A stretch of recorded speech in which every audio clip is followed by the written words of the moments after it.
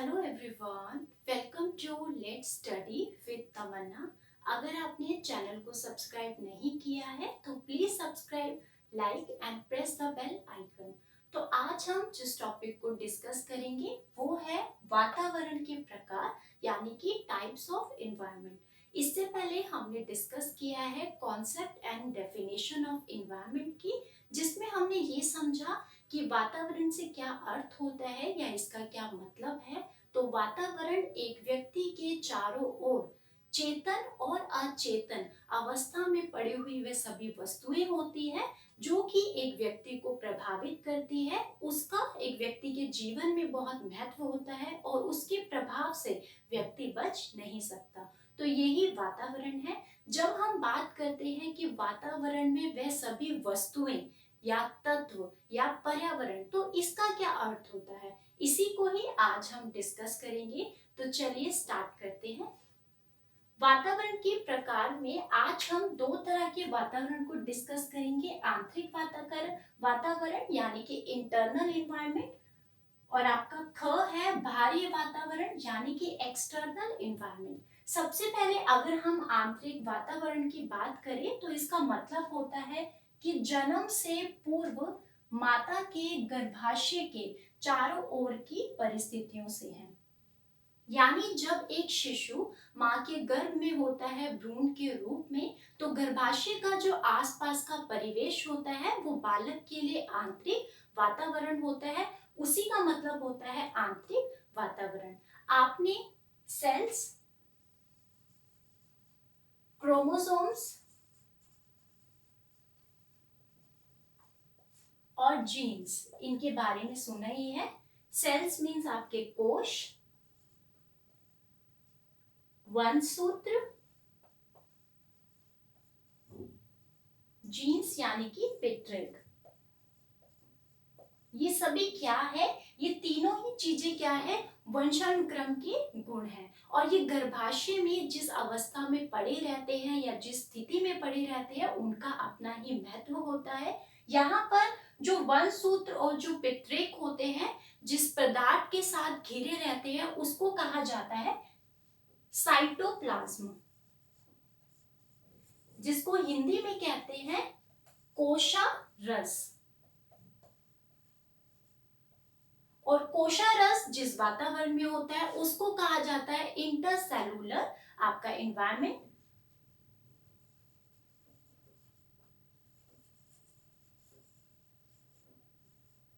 जिसको हिंदी में कहते हैं अंतःकोशीय वातावरण।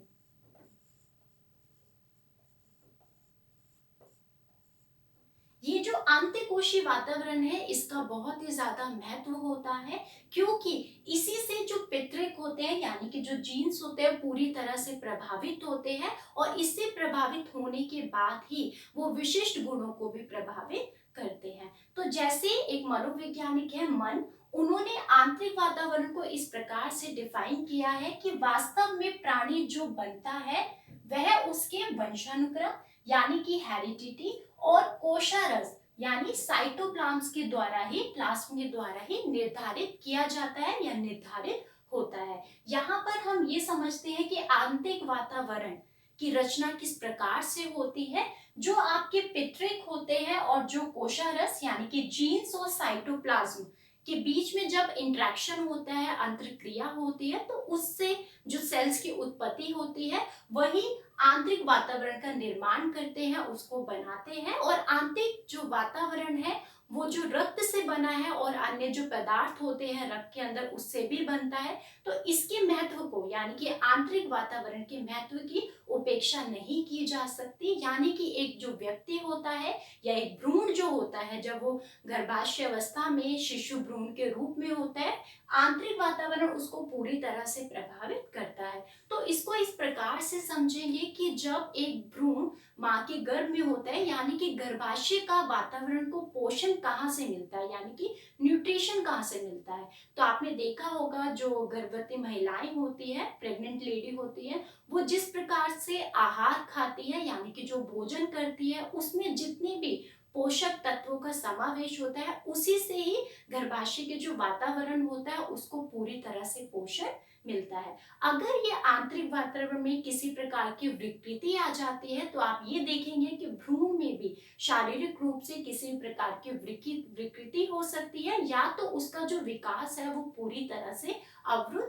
हो सकता है। तो माँ के गर्भ में जो भ्रूण होता है वो अपनी माता से ही रक्त से या उसके जो कैल्शियम होता है उसको सही मात्रा में लेता है। अगर भ्रूण के पास माता से रक्त और कैल्शियम सही प्रकार से नहीं पहुंचता तो आप ये देखेंगे जब वो जन्म लेगा तो उसमें हड्डियों में किसी भी प्रकार की उसको प्रॉब्लम हो सकती है, क्योंकि कैल्शियम किस लिए होता है, हड्डियों के लिए होता है। अगर रक्त और कैल्शियम एक भ्रूण को अपनी माता से सही प्रकार से नहीं मिलेगा, सही मात्रा में नहीं मिलेगा, तो हड्डियों से संबंधित किसी भी प्रकार का उसको रोग हो सकता है। तो जन्म के बाद का वातावरण तो बालक के विकास को प्रभावित करता ही है, लेकिन जन्म से पूर्व यानी कि जो गर्भाशय है, जो आंतरिक वातावरण है, वो बालक के विकास को पूरी तरह से प्रभावित करता है और इसके जो महत्व है उसकी हम उपेक्षा नहीं कर सकते, यानी कि उसको नजरअंदाज नहीं कर सकते। अब यहाँ पर हमने बात कर ली है आंतरिक वातावरण की। सेकेंड है आपका बाहरी वातावरण यानी कि एक्सटर्नल जो एनवायरनमेंट है। इसके अंतर्गत वे सभी परिस्थितियां आती है जो सामूहिक या मिश्रित रूप से प्राणी को प्रभावित करती है। तो बाहरी वातावरण में वे सभी परिस्थितियां आती है जो कि एक व्यक्ति को सामूहिक या मिश्रित रूप में प्रभावित करती है, इन्फ्लुएंस करती है। और ये जो परिस्थिति होती है ये व्यक्ति के चारों ओर घूमती रहती है और व्यक्ति के विकास करने में ये परिस्थितियां यानी कि ये वातावरण सहायक भी हो सकता है और बाधक भी हो सकता है। यहाँ पर हम बाहरी वातावरण को दो पार्ट्स में डिवाइड करेंगे। एक है आपका भौतिक वातावरण और दूसरा है आपका सामाजिक वातावरण। भौतिक वातावरण जिसको कि भौगोलिक दशाएं भी कहते हैं, फिजिकल एनवायरनमेंट कहते हैं, ये वह वातावरण है जिसमें कि समस्त प्राकृतिक वस्तुओं का समावेश होता है। प्राकृतिक वस्तुओं का समावेश से क्या अर्थ निकलता है, वे सभी प्राकृतिक वस्तुएं जैसे कि आपके पहाड़, पर्वत, नदियां, वन, फल, फूल, जीवधारी, ये सब क्या है, ये प्राकृतिक वस्तुएं हैं। तो इन सभी प्राकृतिक वस्तुओं का समावेश होता है आपके भौतिक वातावरण में। अब आप समझेंगे कि ये प्राकृतिक वस्तुएं कैसे व्यक्ति को इन्फ्लुएंस करती है, प्रभावित करती है। इन्हीं प्राकृतिक वस्तुओं से जो व्यक्ति है वो प्रभावित होता है और ज्ञान उपयोगी प्रेरणाओं को प्राप्त करता है। और ज्ञान उपयोगी प्रेरणाएं कौन कौन सी है, जैसे कि एक व्यक्ति में सद्गुणों का जो बहार आती है यानी कि सहनशीलता, परोपकार, प्रेम, ये सब क्या है, ये क्वालिटीज ही तो है। और ये क्वालिटीज उनको मिलती है जब वो प्राकृतिक वस्तुओं के संपर्क में आता है। तो जब उनसे वो इंटरेक्शन करता है, इस प्रकार के वातावरण में आता है, तो इस प्रकार की जो क्वालिटीज है उनका समावेश होता है एक व्यक्ति के अंदर। तो भौतिक वातावरण में आपने ये भी देखा होगा कि गांव का जो वातावरण होता है वो अलग प्रकार का होता है और जो शहर का वातावरण होता है वो अलग प्रकार का होता है। तो ये जो भौतिक वातावरण है ये भी एक व्यक्ति की या उसके आगे आने वाली जो भी पीढ़ियां होती है उसको पूरी तरह से प्रभावित करता है और एक व्यक्ति के विकास में ये सहायक भी हो सकता है और बाधक भी, यानी कि दोनों ही रूप में ये अपनी भूमिका निभाता है। तो भौतिक वातावरण को आपने यहाँ पे समझा। अब हम बात करेंगे सामाजिक वातावरण जिसको कि हम सोशल एनवायरनमेंट कहते हैं। सबसे पहले मनोवैज्ञानिकों ने इसको सोशल हेरिटेज का नाम दिया है, जिसको हमने डिस्कस भी किया था, या आप इसको सामाजिक विरासत समझ सकते हैं या सामाजिक दाय समझ सकते हैं।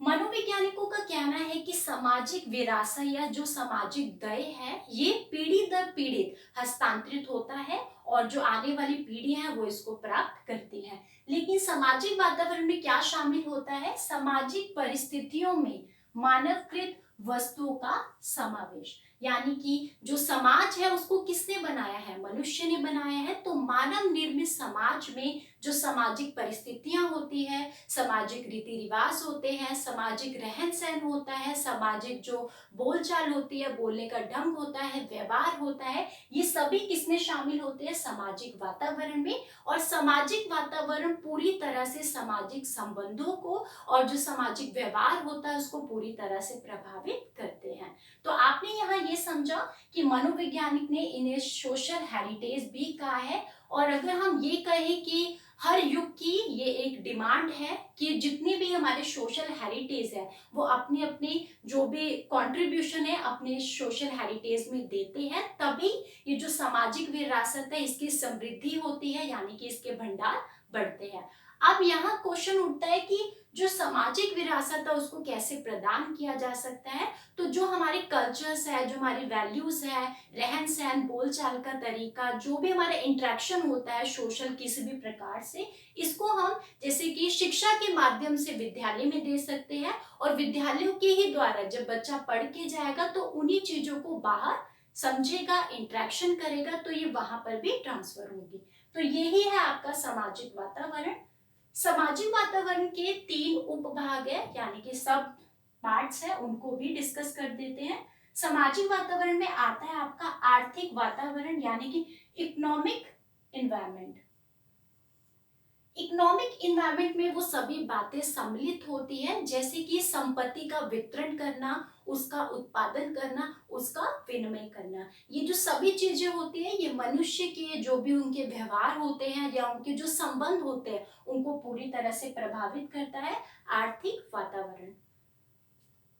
आर्थिक वातावरण को आप ऐसे भी समझ सकते हैं जैसे कि एक परिवार है, अगर वो समृद्धशील है, इतना कैपेबल है कि वो अपने बच्चों को पढ़ा सकता है या सीखने के बहुत सारे अवसर दे सकता है, तो वो जो बच्चा है उसका जो विकास होगा, जो विकास के सभी आयाम होंगे उसमें वो कभी भी अवरुद्ध नहीं होगा, हमेशा आगे बढ़ता रहेगा। तो आर्थिक वातावरण यही है, इकोनॉमिक स्टेटस को मजबूत करना।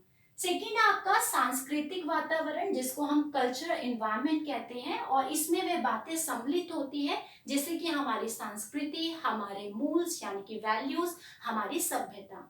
और ये चीजें जो है ये जो बालक है या जो व्यक्ति है उसके विकास को पूरी तरह से प्रभावित करती है। आप ये समझ सकते हैं कि सांस्कृतिक जो वातावरण है वो आपका सामाजिक वातावरण का ही एक अभिन्न अंग है, क्योंकि समाज में जब हम इंटरेक्शन करते हैं, किसी से वार्तालाप करते हैं, अपनी भावनाओं को उनके सामने व्यक्त करते हैं या उनकी भावनाओं को हम समझते हैं, तो काफी चीजों को हम क्या करते हैं, आदान प्रदान करते हैं। कुछ चीजों को वो हमसे सीखते हैं, कुछ चीजें हम उनसे सीखते हैं, यानी कि समाज में समयोजन की जो योग्यता है वो उसके लिए इस प्रकार का जो वातावरण है वो बहुत ही ज्यादा महत्वपूर्ण है। थर्ड है आपका मन सामाजिक वातावरण, यानी कि psycho social environment. Psycho social जो एनवायरनमेंट है इसका निर्माण कौन करता है, व्यक्ति खुद ही करता है। इसका मतलब ये जब एक व्यक्ति दूसरे व्यक्ति से जब प्रभावित होता है उसे ही कहा जाता है मन सामाजिक वातावरण। तो यहाँ पर हमने ये डिस्कस किया है और ये सभी बहुत इंपॉर्टेंट है। साथ ही साथ आपको एक बात और समझनी है, जितनी भी हमारे मनोवैज्ञानिक हुए उन्होंने सामाजिक वातावरण के साथ साथ एक वातावरण और है, वो है मानसिक वातावरण।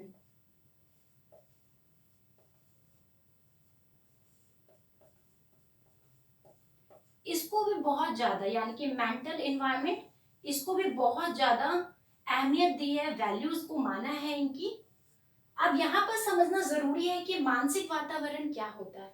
मानसिक वातावरण में वे सभी परिस्थितियां आ जाती है जो कि एक व्यक्ति को मनोकूल वस्तुओं को प्राप्त करने में एक प्रदान करती है। वे सभी स्थितियां इसके अंदर मौजूद होती है। जब उसको मन अनुकूल, यानी कि जो मन को पसंद हो वो स्थितियां मिल जाती है, वो वस्तुएं मिल जाती है, तब वो कार्य करने लग जाता है। इसको मैं आपको एक एग्जांपल के साथ समझाती हूँ। जैसे कि एक बालक है, अगर उसको अध्ययन कार्य करना है, पढ़ना है, तो इसके लिए उसको क्या चाहिए, एक शांतिपूर्वक वातावरण चाहिए और इस प्रकार के उत्तेजित तत्व चाहिए जो कि उसकी उत्तेजना को बढ़ाए, यानी कि उनकी क्यूरियोसिटी को जगाए, जिज्ञासा को जगाए। जैसे ही उसको इस प्रकार के जो वातावरण है वो मिलता है, वो उसका जो मानसिक विकास है वो बहुत ही अच्छा होगा। यानी कि जो मानसिक वातावरण है वो मानसिक विकास की क्या है, आपकी एक आधारशिला है।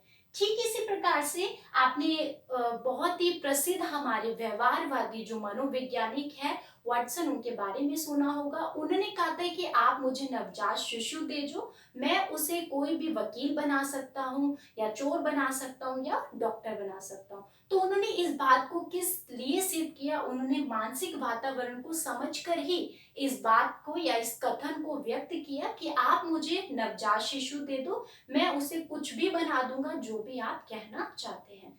मानसिक वातावरण में यहाँ समझना जरूरी है कि कौन सी परिस्थितियां या कौन से जो तत्व है जो इसमें शामिल होते हैं। इसमें सबसे इंपॉर्टेंट है स्कूल।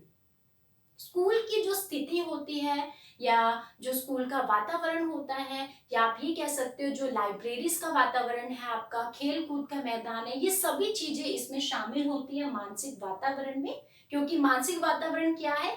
आपका जो वातावरण को, आपके मस्तिष्क को तीव्र करने के लिए जो आपके आसपास की परिस्थितियां हैं वो मस्तिष्क के अनुकूल होनी चाहिए। और सबसे इम्पोर्टेंट है, एक स्कूल में अध्यापक का जो स्वभाव है, अध्यापक का जो व्यवहार है, अगर वो पॉजिटिव है, अच्छा है, तो बालक का जो मानसिक विकास है वो भी बहुत ही अच्छे से होगा। अगर आप एक बालक को ये कह दे कि आपको एक शोरगुल स्थिति में पढ़ना, जहाँ पे कि बहुत ज्यादा नॉइस पॉल्यूशन हो रहा है, साथ ही साथ बहुत ज्यादा जो आसपास की चीजें हैं वो सही प्रकार से नहीं है मैनेज, अनुपयुक्त वातावरण है, तो क्या वो बच्चा पढ़ पाएगा? नहीं, उसका जो मानसिक विकास है वो अवरुद्ध हो जाएगा। तो मानसिक विकास करने के लिए, मानसिक वृद्धि करने के लिए मानसिक वातावरण का होना भी बहुत जरूरी है। तो आज हमने डिस्कस किया है वातावरण के प्रकार। आई होप आपको लेसन पसंद आया होगा। Keep learning, keep supporting. Thank you so much.